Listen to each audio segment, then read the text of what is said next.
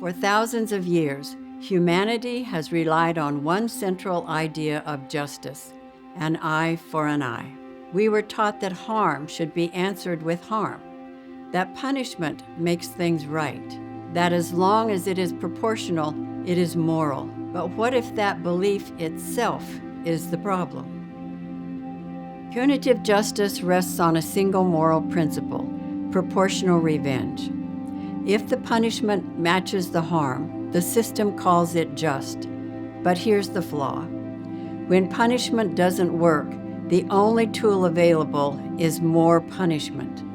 And when that punishment becomes excessive, the system violates its own moral foundation. Yet it continues because it has no alternative. Beginning in the 1980s, tough-on-crime policies meant longer and harsher punishment, and that dramatically increased the length of sentences. The U.S. prison population rose to more than 2 million people, giving the United States the highest incarceration rate in the developed world, and that remains true today.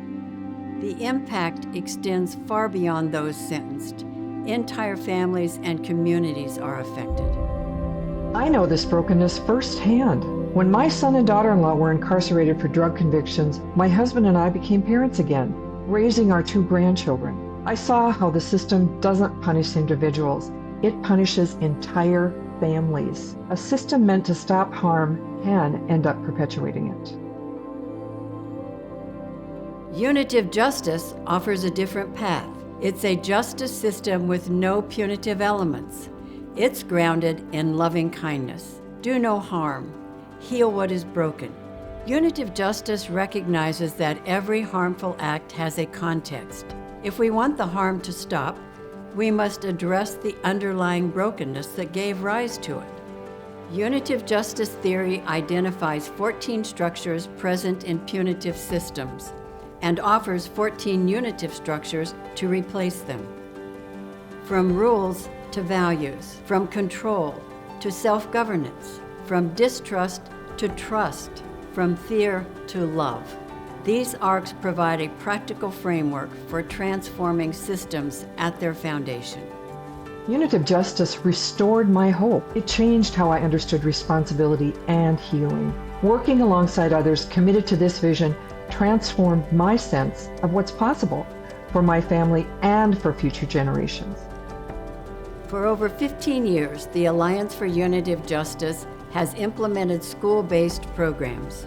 At Armstrong High School in Richmond, Virginia, there were 583 disciplinary incidents the year before our program began.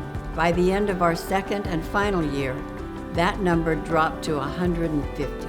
It shows that you don't always have to show an eye for an eye. You can always be forgiven for something that you did. People will be able to hear them, or what they had to say, or why did they do what they did, or where was the mistake or misunderstanding. That stops the problem before it escalates. I actually did a circle and I learned how to do it, but then it was a real conflict in the classroom. So me and my other friend that was in the program, we both really solved a conflict by ourselves. Here, students who were once seen as the problem now become the solution. Can you imagine how these skills changed their lives? Unitive justice doesn't just exist in the United States. It crosses all borders. Today we teach at Empathy Community High School and at Trey Junior School, both in impoverished villages in rural Uganda. Meet Josephine. As a young child, she worked in a rock quarry alongside her mother because there was no school. Today, Josephine is a thriving student at Trey Junior School, the first school in the world fully devoted to unitive justice.